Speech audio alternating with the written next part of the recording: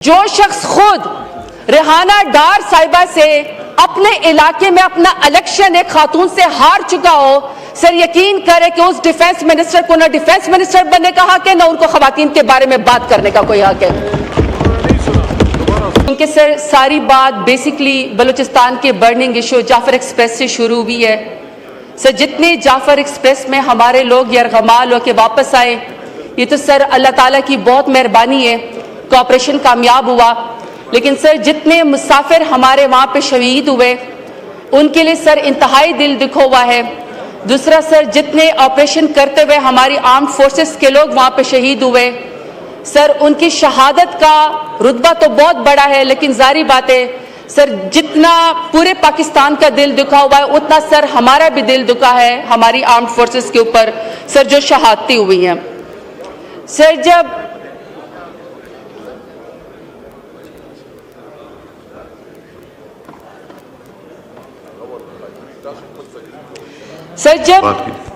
جب یہ سارا ایجنڈا سسپینڈ ہوا، کیونکہ بلوچستان ایک برننگ ایشو ہے، لا اینڈ آرڈر کی سچویشن وہاں پہ بہت خراب ہے، تو سر میرا خیال تو یہ تھا کہ حکومت آئے گی، منسٹرز آئیں گے اور سر وہ قوم کو اکٹھا کریں گے اور وہ بات کریں گے، بلوچستان کے بارے میں بتائیں گے کہ کس طرح جعفر ایکسپریس جو ہے وہ دہشت گردوں نے اغوا کی، انہوں دہشت گردی سے نمٹنا کیسے ہے اور انہوں نے کس طرح سر لوگوں کو شہید کیا. میرا خیال یہ تھا کہ سر حکومت کوئی ڈیسنسی کا مظاہرہ کرے گی، یا جس طرح سر بنوں کے اندر دہشت گردی ویکینڈ کا حملہ ہوا، ابھی سر ہمارے روزہ داروں نے پہلا لقمہ بھی سر افطاری کا اپنے منہ میں نہیں رکھا تھا کہ سر لوگوں نے خون کے اندر لت پت لاشیں جو ہیں ان کے جنازے اٹھانے شروع کر دیے.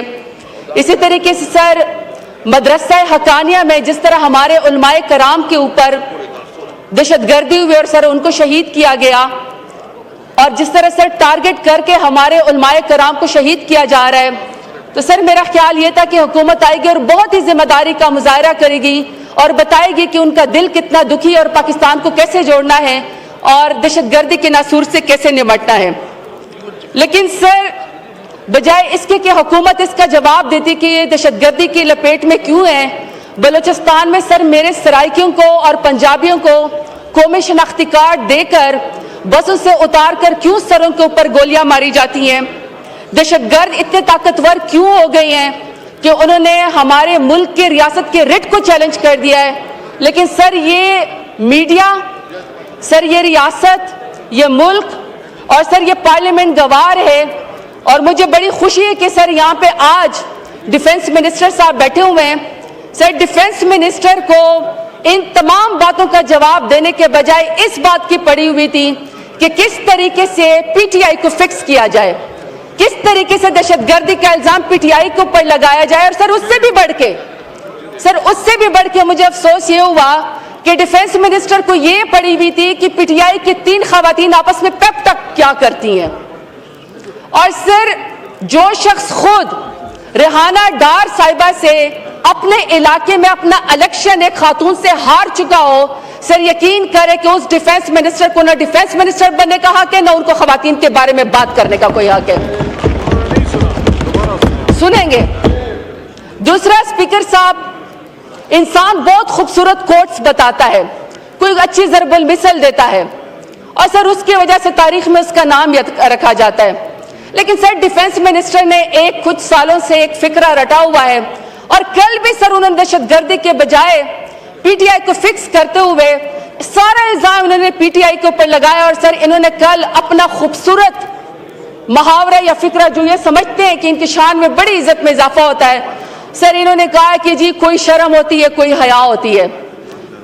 شاید یہ سمجھتے ہیں کہ ان کو ثواب ملتا ہے سر یہ بات کر کے.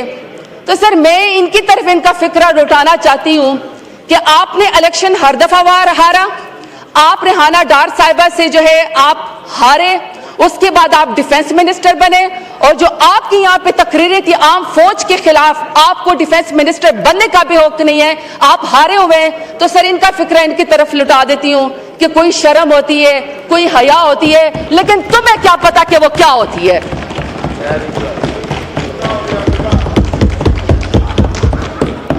اب سر میں یہ سپیچ میرے ہاتھ میں سر اس میں کچھ چیزیں بیان کی گئی ہیں. سر پہلا ہے جی اکنامک سٹیبلٹی. سر اکنامک سٹیبلٹی کا میں آپ کو بتا دوں سر, اگر یہ آپ کی اسکرین دکھا سکیں, جہاں پہ جی ڈی پی کی گروتھ اور جہاں پہ اکنامک سٹیبلٹی کی بات بتائی گئی ہے سر, اس کو وائٹ فلوٹ سے جو ہے وہ ختم کر دیا گیا.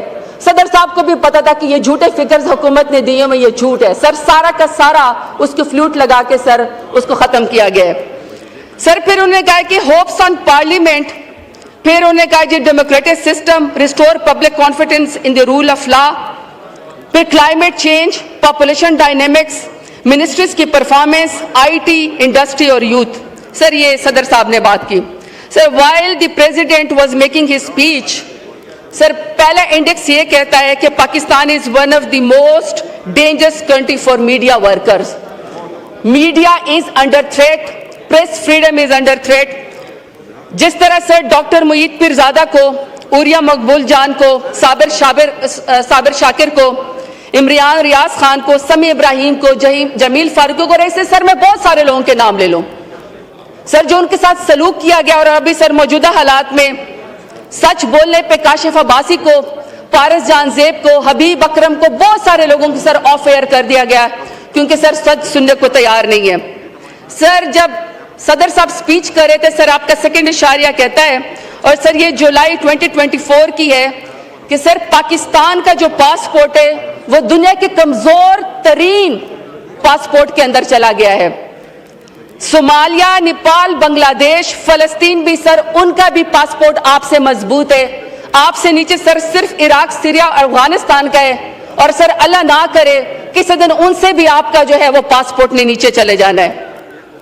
سر اسی طریقے سے ورلڈ بینک کی رپورٹ کہتی ہے کہ سر 1,30,00,000 پاکستانی مزید غربت کی لکیر سے نیچے گلے گئے.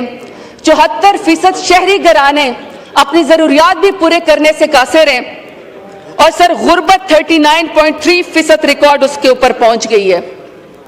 اسی طریقے سے جب صدر صاحب سپیچ کر رہے تھے تو ان کی کارکردگی یہ کہ سر پاکستان کا دنیا میں سیکنڈ نمبر ہے جس میں آؤٹ آف سکول چلڈرن ہے, یعنی دنیا میں سب سے زیادہ بچے دوسرے نمبر پر پاکستان میں سکولوں سے باہر ہے. سر یہ موجودہ حکومت کی کارکردگی ہے.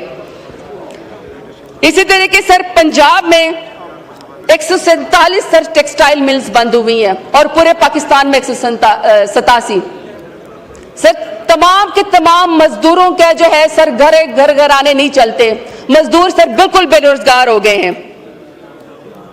سر ان 3 سالوں میں جو ان کی حکومت ہے 35 لاکھ پاکستانی اور 50,000 ہنرمند جو ہے وہ سر وہ ملک سے باہر چلے گئے. سر یہ ان کی کارکردگی ہے.